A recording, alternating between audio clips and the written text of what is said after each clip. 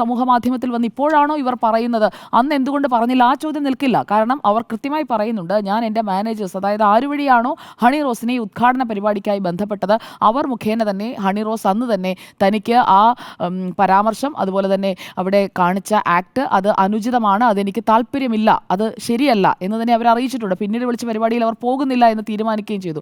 അപ്പോഴെന്താണ് ഉണ്ടായത്? അവരെ പിന്തുടരുകയാണ്, അവരെ പിന്തുടർന്ന് ആക്രമിക്കുകയാണ്. അപ്പോൾ പിന്നെ അവർ എന്തായാലും ഇങ്ങനെ ഒരു പരാതി കൊടുക്കുകയല്ലാതെ പിന്നെ എന്താണ് അവർ ചെയ്യേണ്ടത്? വീണ്ടും സഹിച്ച് ഇതെല്ലാം ആസ്വദിച്ച് മിണ്ടാതിരിക്കുകയാണോ വേണ്ടത്? പണം തന്നു കഴിഞ്ഞാൽ അതിന് അഭിമാനം പണയപ്പെടുത്താൻ താൻ തയ്യാറല്ല എന്ന ഒരു പ്രഖ്യാപനമാണ് ഹണി റോസ് നടത്തിയത്. അതിന് അവരെ ഇകഴ്ത്തുന്ന രീതിയിൽ അവരത്തരക്കാരിയല്ലേ എന്നൊക്കെയുള്ള പലതരത്തിലുള്ള പ്രതികരണങ്ങൾ വന്നു തുടങ്ങിയിട്ടുണ്ട്. ഇനിയിപ്പോൾ അത് കൂടുകയും ചെയ്യും. ബോബി ചെമ്മൂർ ചെയ്തത് ശരിയായില്ല, എന്നാലും ഹണി റോസ് അങ്ങനെയുള്ള വസ്ത്രം ഇടാമായിരുന്നു. ആ രീതിയിലുള്ള കമന്റുകളൊക്കെ മാഡം ഇതിനകം കണ്ടിട്ടുണ്ടാകുമല്ലോ. ഇരയ്ക്കൊപ്പമെന്ന് പ്രഖ്യാപിക്കും, എന്നാൽ വേട്ടക്കാരന്റെ കൂടെ ഓടുകയും ചെയ്യും. അത് ഈ നടിയെ ആക്രമിച്ച കേസിൽ നമ്മൾ വളരെ വ്യക്തമായി തന്നെ കണ്ടതാണ്.